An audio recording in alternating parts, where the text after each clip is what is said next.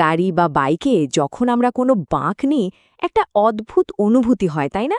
মনে হয় যেন কিছু একটা আমাদের বাইরের দিকে ঠেলে দিচ্ছে। কিন্তু জানেন এর পেছনের ফিজিক্সটা কিন্তু একদম সহজ আর মজার। চলুন আজ এই খুব সাধারণ অভিজ্ঞতার পেছনের বিজ্ঞানটা একটুখানি জেনে নেওয়া যাক। তো শুরুতেই চলুন একটা আপাতবিরোধী ব্যাপার নিয়ে ভাবি। মানে এমন একটা পরিস্থিতি যেটা শুনলে মনে হবে, আরে এটা কিভাবে সম্ভব? আমাদের প্রতিদিনের একটা অনুভূতি যার ভেতরেই লুকিয়ে আছে ফিজিক্সের একটা দারুণ ধাঁধা। ভাবুন তো, একটা গাড়ি একটা নির্দিষ্ট স্পিডে ধরুন ঘন্টায় ৪০ কিলোমিটার বেগে একটা মোড় ঘুরছে। স্পিডোমিটারের কাঁটা কিন্তু একদম স্থির, একটুও নড়ছে না। তাহলে প্রশ্নটা হলো, স্পিড যদি একই থাকে তাহলে আমাদের কেন মনে হয় যে একটা ত্বরণ হচ্ছে? কেন আমরা একটা ধাক্কার মতো অনুভব করি? আচ্ছা, এই ধাঁধার উত্তরটা কিন্তু খুব বেশি দূরে নেই। এই সমাধানটা লুকিয়ে আছে খুব পরিচিত দুটো শব্দের মধ্যে, যে দুটোকে আমরা প্রায় গুলিয়ে ফেলি। আর সেই মূল কথাটা হলো, কোনো কিছুর স্পিড বা দ্রুতি স্থির থাকা মানেই কিন্তু তার ভেলোসিটি বা বেগ স্থির থাকা নয়। ফিজিক্সের চোখে এই দুটো জিনিস কিন্তু এক না। আর এই ছোট্ট পার্থক্যটা ধরতে পারলেই দেখবেন পুরো ব্যাপারটা পরিষ্কার হয়ে গেছে। দেখুন, ব্যাপারটা খুবই সহজ। স্পিড হলো শুধু একটা সংখ্যা, যেমন ঘন্টায় ৫০ কিলোমিটার। কিন্তু ভেলোসিটি বা বেগের মধ্যে দুটো জিনিস থাকে, এক তার মান আর দুই তার দিক। মানে শুধু ঘন্টায় ৫০ কিলোমিটার নয়, বরং ঘন্টায় ৫০ কিলোমিটার বেগে উত্তর দিকে। এই পুরোটা হলো ভেলোসিটি। তো এখানেই কিন্তু আসল ব্যাপারটা লুকিয়ে আছে। গাড়িটা যখন বাঁক নিচ্ছে তার স্পিড হয়তো একই থাকছে, কিন্তু তার চলার দিকটা তো প্রতি মুহূর্তে বদলে যাচ্ছে, তাই না? আর এই যে দিক বদলাচ্ছে তার মানেই হলো তার ভেলোসিটি বদলে যাচ্ছে। আর ফিজিক্সের নিয়ম অনুযায়ী ভেলোসিটির যে কোনো পরিবর্তনকেই বলা হয় ত্বরণ বা অ্যাক্সেলারেশন। তার মানে কি দাঁড়ালো? স্থির স্পিডে বাঁক নেওয়া মানেও আসলে সারাক্ষণ ত্বরণের মধ্যেই থাকা। দারুণ না ব্যাপারটা? বেশ, তাহলে আমরা এটা বুঝলাম যে বাঁক নেওয়া মানেই ত্বরণ। এখন পরের প্রশ্নটা খুবই স্বাভাবিক। এই ত্বরণটা আসছে কোথা থেকে?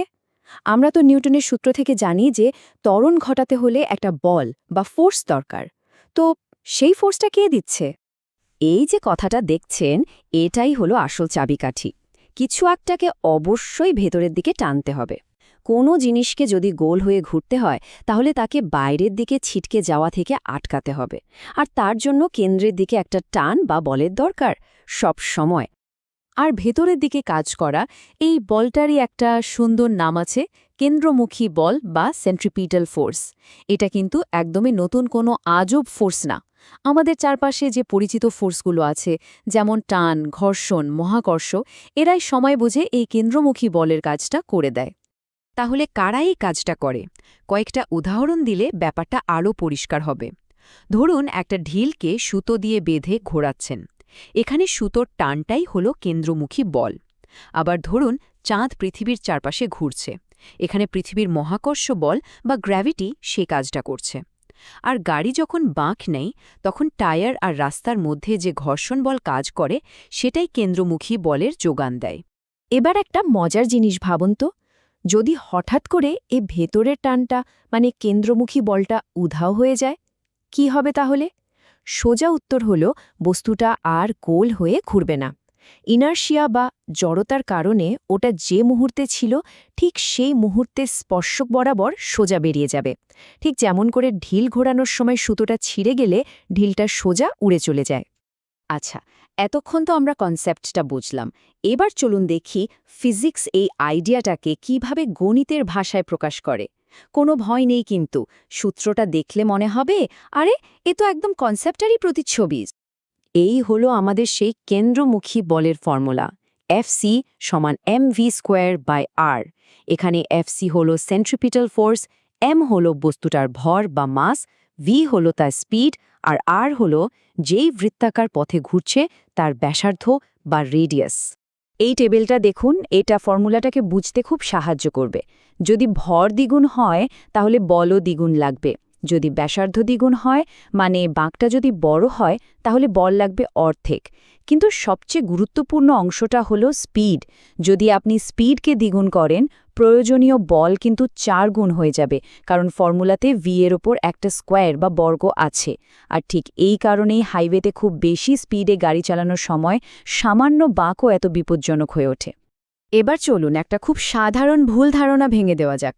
সেন্ট্রিপিটাল বা কেন্দ্রমুখী বল হলো একটা আসল বাস্তব ফোর্স যেটা কেন্দ্রের দিকে টানে। কিন্তু আমরা যে বাইরের দিকে একটা ধাক্কা অনুভব করি, যেটাকে অনেকে ভুল করে সেন্ট্রিফিউগাল ফোর্স বলে, ওটা কিন্তু কোনো আসল ফোর্স না। ওটা আসলে আমাদের শরীরের জড়তার ফল। আমাদের শরীর তো সোজা চলতে চায়, কিন্তু গাড়িটা বেঁকে যায়, তাই আমরা ওই ধাক্কাটা অনুভব করি। বেশ, আমরা প্রায় শেষের দিকে। চলুন এতক্ষণ যা যা শিখলাম সেগুলোকে একসাথে গুছিয়ে নেই, এমনভাবে যাতে ব্যাপারটা আর কোনো দিন ভুল না হয়। একটা স্যাটেলাইট কিভাবে পৃথিবীর চারপাশে ঘোরে এই উদাহরণটা দিয়ে পুরো ব্যাপারটা আরেকবার পরিষ্কার করে নেওয়া যাক। দেখুন, পৃথিবীর গ্র্যাভিটি স্যাটেলাইটটাকে অনবরত নিজের দিকে টানছে, এটাই হলো কেন্দ্রমুখী বল। আবার স্যাটেলাইটটা নিজেরও প্রচণ্ড একটা সাইডের দিকে গতি আছে। এই দুটো জিনিস যখন একদম নিখুঁতভাবে ব্যালেন্সড হয় তখনই স্যাটেলাইটটা একটা স্থিতিশীল অরবিট বা কক্ষপথে ঘুরতে থাকে। ভাবলে অবাক লাগে, তাই না? স্যাটেলাইটটা আসলে সারাক্ষণ পৃথিবীর দিকে পড়ে যাচ্ছে, কিন্তু তার পাশের গতির জন্য কখনোই এসে ধাক্কা খাচ্ছে না। তাহলে পুরো আলোচনার সারমর্মটা কি দাঁড়ালো? এক কথায় বললে, যে কোনো বৃত্তাকার গতি হলো এক ধরনের ত্বরণ, কারণ এর দিকটা সবসময় বদলাচ্ছে। এই ত্বরণের দিকটা সবসময় বৃত্তের কেন্দ্রের দিকে, আর এই ত্বরণ ঘটাতে একটা বাস্তব কেন্দ্রমুখী বল লাগে। স্পিডের প্রভাবটা কিন্তু মারাত্মক। স্পিড দ্বিগুণ হলে বল লাগে 4 গুণ, আর সবশেষে যদি কেন্দ্রমুখী বল না থাকে তাহলে বস্তুটা সোজা ছিটকে বেরিয়ে যাবে। পুরো ব্যাপারটা মনে রাখার জন্য এই একটা লাইনই যথেষ্ট। বৃত্তাকার গতি টিকে থাকে শুধুমাত্র দিকের অবিরাম কেন্দ্রমুখী সংশোধনের মাধ্যমে। এর মানে হল একটা বস্তু গোল হয়ে ঘুরতে পারে শুধু তখনই যখন ভেতরের দিকে একটা বল তাকে প্রতি মুহূর্তে টেনে তার পথটা ঠিক করে দেয়। দারুণ সহজ একটা আইডিয়া, তাই না?